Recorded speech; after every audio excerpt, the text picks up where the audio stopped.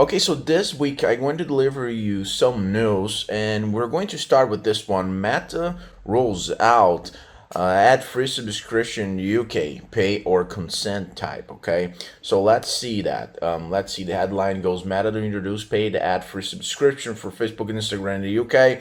That's a interesting thing because we already have that on YouTube. So I think it was just a matter of time until Meta introduces that as well.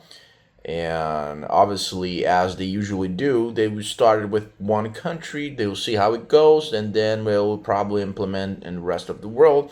But since YouTube has this, the whole world, I think it's just a matter of time until Meta pushes that to the whole world as well. Though Meta platforms, they have a different objective than YouTube because YouTube is more educational, I would say, but now it's also more entertainment. Yeah, but we'll see. But as an advertiser, that shouldn't be good, but I think it's a good thing for the user to have a new option. So in the coming weeks, UK users will be asked to pay for an ad-free experience if they do not want their data to be tracked. That's another interesting thing because nowadays, that's what I think. I don't know, what do you think? But nowadays, people they think to be a public person, like to be someone appearing on the internet, like I'm doing right now. It's a good thing, and it might be a good thing to earn money. But I think in the future, privacy will be way more important than now. So in the future, what I'm doing right now won't be good. Okay, but that's what I think. I think there's going to be like a shift in the way how people see privacy. Okay, Meta is rolling out ad-free subscription options for Facebook and Instagram in the UK, giving users a choice to pay for service without personalized advertising. Okay, pretty obvious. Over the coming weeks, UK users will see notifications outlining a new model, blah blah blah. People can continue to use both platforms for free with personalized ads or pay $2.99 a month on the web and $3.99 on iOS and Android for an ad-free experience. The subscription also it's separated. I think in YouTube we only have one option. I'm not sure. Drop here in the comments if you know. So the subscription applies across all accounts linked in Meta accounts Sentry, with each additional account incurring an extra charge of £2 on the web or £3 on mobile. There's a consent or pay. The move follows discussions with Information Commissioner's Office (ICO) around the consent or pay models. Okay, according to this ICO, the consent pay model allows users either to consent to their personal data being used for targeted advertising in exchange for free access, or to pay a fee to avoid ads altogether. Similar models are already in use across a range of online services, particularly news publishers. Interesting. Meta claims the move will give people in the UK a clear choice about whether their data is used for personalized advertising while preserving the free access and value that the ad-supported internet creates for people, business, and platforms. The launch comes against the backdrop of scrutiny over Meta's data practices. In March, the company agreed to stop targeting ads for direct marketing purposes at British human rights campaigner Tanya O'Carroll following a legal battle. In 2022, O'Carroll alleged Facebook's target ad system had breached UK data laws by failing to respect her right to demand that Facebook stop collecting and processing her data in order to target her with advertisers. Users of Facebook and Instagram in the EU have been able to pay to avoid adverts on their feeds since October 2023, initially launching its ad-free subscriptions at a cost of $9.99 a month. Okay, interesting. In November 2024, it reduced its prices and said it would provide a maybe for users not willing to pay and opt in. Okay, yeah, I think that's just a matter of time, as I said before, to spread out to the rest of the world. Okay, So we're going to see the second nail here where it says Google says ad blockers caused YouTube views count drop. This is what ad blockers told us really happened. Okay, so your analytics slide performance didn't collapse. Okay, so oh gee, what I gotta do here? Oh, okay, that's good. I thought that would, those news where they request you a charge or something, a monthly payment, you know. Okay, so since mid-August 2025, numerous YouTubers have reported sharp declines in their video view counts, in some cases by as much as 50%. Let me see when they posted that 2 days ago. Okay. Yeah, so the drops primarily affected views on computers while numbers on televisions, tablets, and mobile phones appeared stable. YouTube has publicly stated there is no systemic issue that is impacting creators, but also hinted that ad blockers and other extensions can impact the accuracy of reported view counts. Interesting. So those ad blockers can affect, but it's YouTube's job to maneuver that, right? Because those things will always exist. Further list change raise questions. Viewers using ad blockers and other content blocking tools, ad blockers and other extensions can impact the accuracy of reported view count. Okay, we got that. Channels whose audiences include a higher proportion of users using such tools may see more fluctuations in traffic-related updates to these tools. However, AdGuard, an ad blocking company, has offered additional context to the situation. It suggested that the issue may have been linked to popular community-maintained filter lists like EasyList and uBlock's quick fixes. A new filter rule added to EasyList on August 11, 2025 targeted telemetric requests thought to be tied to YouTube's view attribution and analytics. That rule remained in place until September 10, when it was temporarily disabled. A similar change was added to uBlock's quick fixes on September 10 and removed on September 17. Okay, this public update suggests that the rules briefly interfere with how YouTube counted views.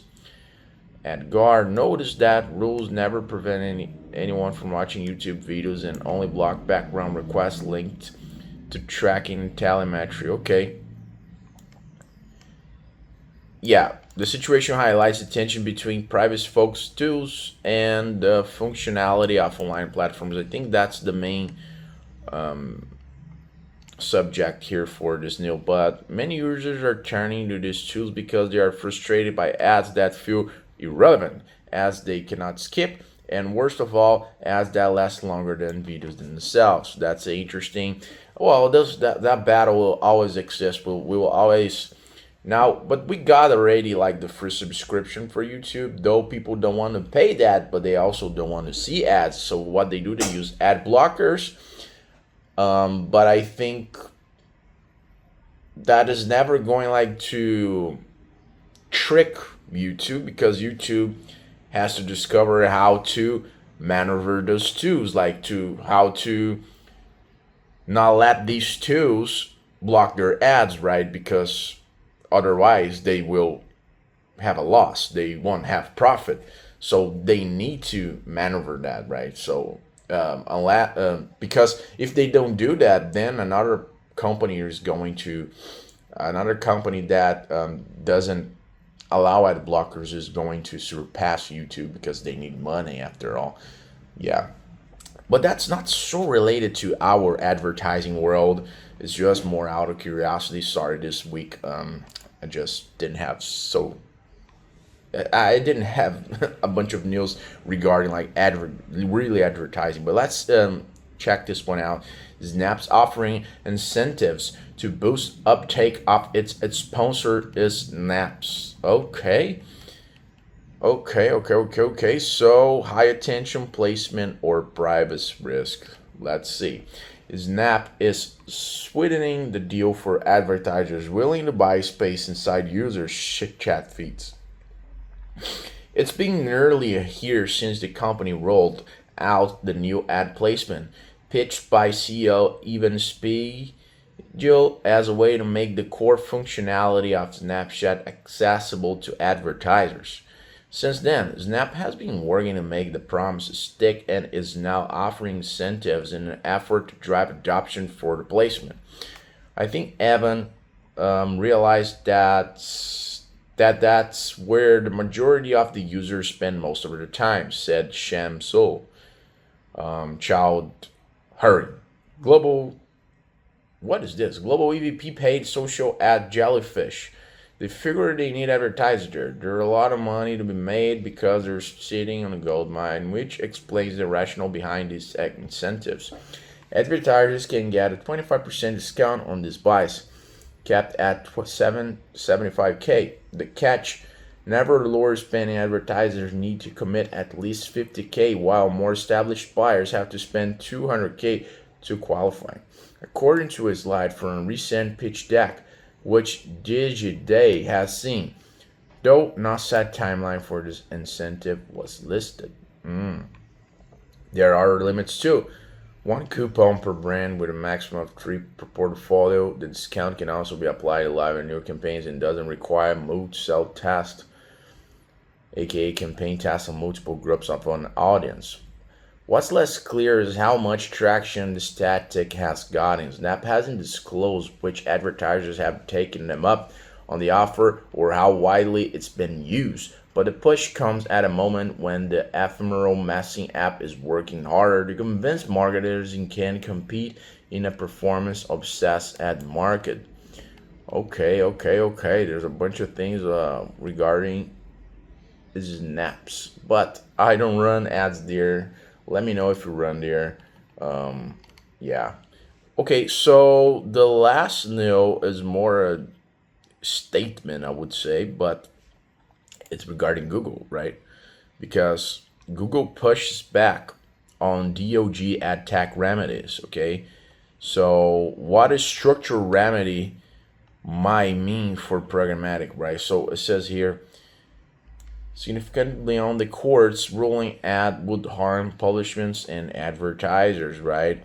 And if you don't know, you probably know, but the DOJ is the U.S. Department of Justice. It's the federal agency that enforces U.S. laws, okay? So, in ads, the DOJ has sued Google over its ad tech stack, okay? And yeah.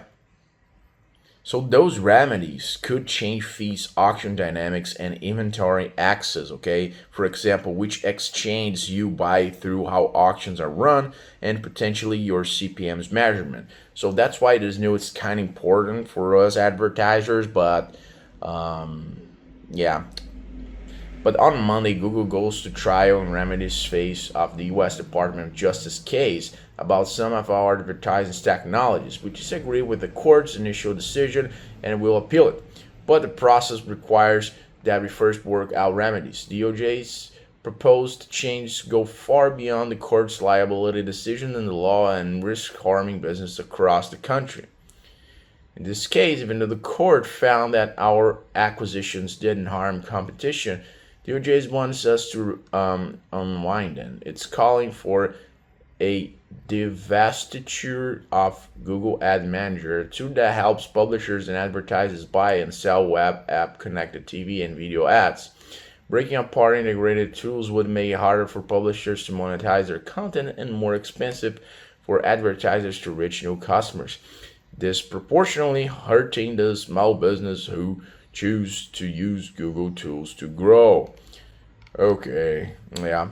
Okay, these were the news from this week. Let me know if you have some suggestion, what you thought, your thoughts about this one, and I see you in the next one.